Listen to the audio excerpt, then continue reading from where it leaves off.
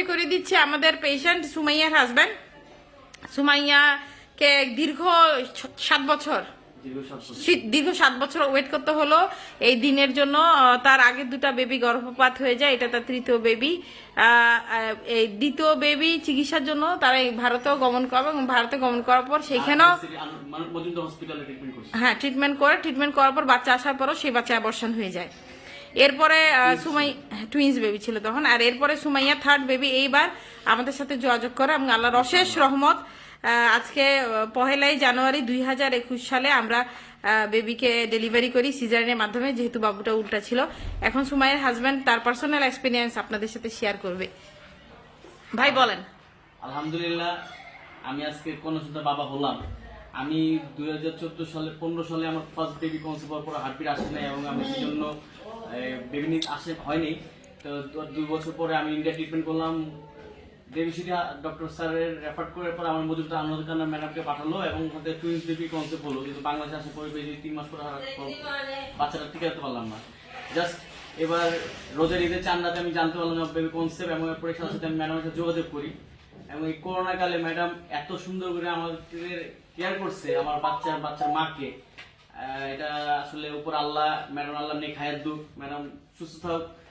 এখন এরপরে ম্যাডাম এই ট্রিটমেন্টের কারণে আল্লাহ দিলে আমি আজকে বাবা হতে পারলাম। তাও বছরের প্রথম দিন জুম্মার রাত ম্যাডাম আমাকে একটা উপর আল্লাহর মাধ্যম ম্যাডাম আমাকে গিফট দিল। আল্লাহ ম্যাডামকে নেক হায়াত সুস্থ ঘরে ঘরে ম্যাডাম ওদেরকে ম্যাডাম হোক।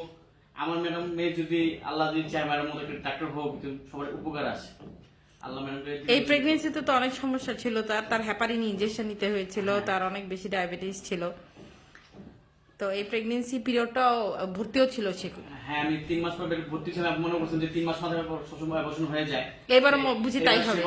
তখন ম্যাডাম আমাকে 7 দিন পরে বললো যে কি ব্যাপার, আমার রুগী আমার কাছে আসলে ভালো থাকে বাসা। আমি তখন কল্পনা করলাম যে একটা কাজ করি, 1 বছর পরে হাসপাতালেই রাখি।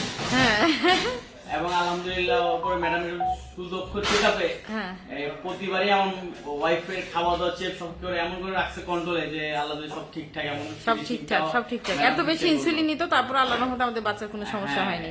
ওরা 3 বেলা ইনসুলিন এবং রাত্রে খাওয়ার পরে ইনসুলিন নিতে হয়েছে। আমি তো এটা নিয়ে নার্ভাস ছিলাম এবং ম্যাডামের ইনসুলিনের যে ডোজ, আমি এটা প্রথম মনে করতাম যে মনে আলাদা ডায়াবেটিস ডাক্তার দেখাতে হবে মনে হয়, কিন্তু ম্যাডামের আন্দাজে সব কন্ট্রোল। এটা যারা আপনারা জান আমার দেখেছেন ভিডিও, তারা কোনো সুগার আছে কোনো ভয় না পাওয়ার কারণ নাই। সাথে সাথে ম্যাডামের যোগাযোগ করবেন, উনি অল স্কোয়ার, উনি সব ট্রিটমেন্টই জানেন। যে সুগারের সমস্যা হলে কোনো সমস্যা নেই, প্রেগনেন্সি সবকিছুতে ওনার হাতে অ্যাডজাস্টমেন্ট আছে, উনি ট্রিটমেন্ট করতে পারবে। এবং আপনারা অনুরোধ, আপনারা যারা আমার মতো ভুক্তভোগী মানুষ আপনাদের নিগলেক্ট করে, অপমান করে, কষ্ট দেয়, আপনারা তাদের আপনারা কোনো না দেখে আল্লাহর রহমতে বাংলাদেশে অনেক ভালো ট্রিটমেন্ট আছে। আপনারা এসে পড়েন, আল্লাহর উপর ভরসা রাখেন এবং ম্যাডামের উপর ভরসা রাখেন, সবকিছু দেখবেন result positive. Thank you so much ভাই।